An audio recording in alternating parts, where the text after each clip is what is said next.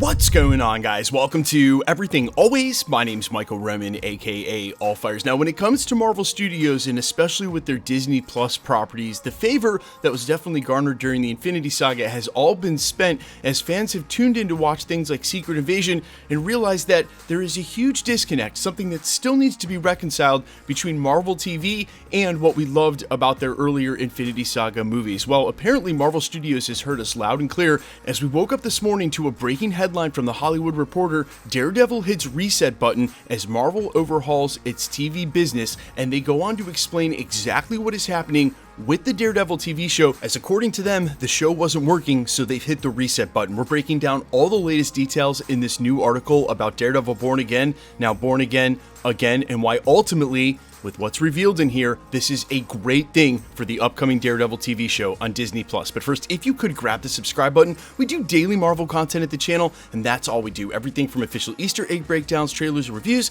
to the occasional industry insider report and everything in between. So hit the subscribe button, leave a comment down below that will automatically enter you to win our ongoing PS5 giveaway. We've got 3 left before the end of the year. Just hit the sub button, leave a comment if you want, stick around to the end of the video. We get into all the giveaway stuff again there. Okay, so again, this broke from The Hollywood Reporter this morning under the headline, Daredevil hits reset button as Marvel overhauls its TV business, where they go on to report, quote, "It didn't take long to see the problem after Marvel Studios' Daredevil Born Again paused production in mid-June during the writer's strike. Fewer than half of the series' 18 episodes had been shot, but it was enough for Marvel executives, including Chief Kevin Feige, to review the footage and come away with one clear-eyed assessment: the show wasn't working.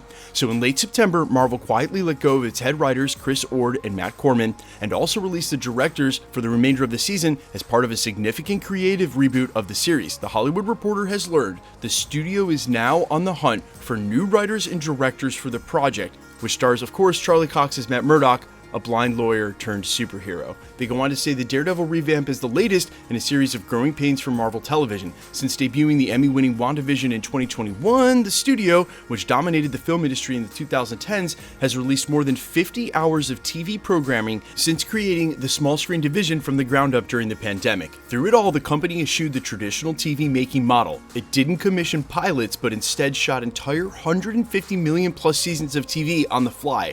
It didn't hire showrunners, but instead depended on film executives to run its series.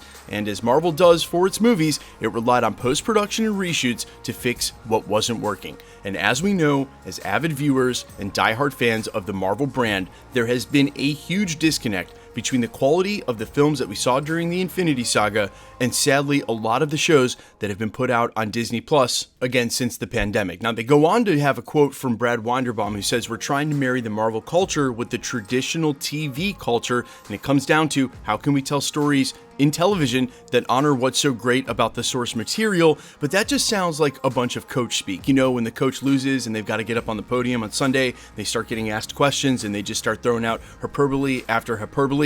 That's not what's really going on. And even though Brad Winderbaum offers up this quote in sort of a capacity where he's trying to do a little bit of damage control, the deal is that Marvel Television has not been working as a whole, and because Marvel Studios really never understood TV from the beginning, they were hoping that the Marvel IP would just carry in the face of whatever problems they had, including no showrunners and executives running these TV series. Oh, we'll just fix it in post. Oh, we'll just send it to reshoots. And when we've seen that same formula applied to films from Marvel Studios real recently, with Ant-Man and the Wasp: Quantumania, which I always add the asterisk and say I enjoyed despite its flaws, ran into some huge editing problems in post-production, and it definitely impacted the final quality of the film. Even something like Multiverse of Madness, which is reported now to have over 20 rewrites originally to that script while they were filming, it simply doesn't make for the best quality art. You want to know what you're doing before you start, and this is commonly why regular television networks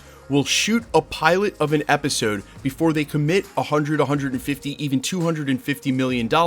If you guys aren't aware of this, for Game of Thrones, that original pilot episode is said to be terrible, and they had to rework some things before they launched it actually onto the network, and it went on to be one of the biggest series of all time. That pilot episode can make or break whether a series gets greenlit. Marvel Studios just skipped that step altogether. Now, I am going to think out loud here, and I want to be clear that the rest of this video is just a little bit of speculation, but just days ago we reported on Marvel Studios quietly canceling Vision Quest. Even though I argued that would be one of the few projects they've announced I'd actually want to see, all of a sudden it's absent from anybody's writer's profile.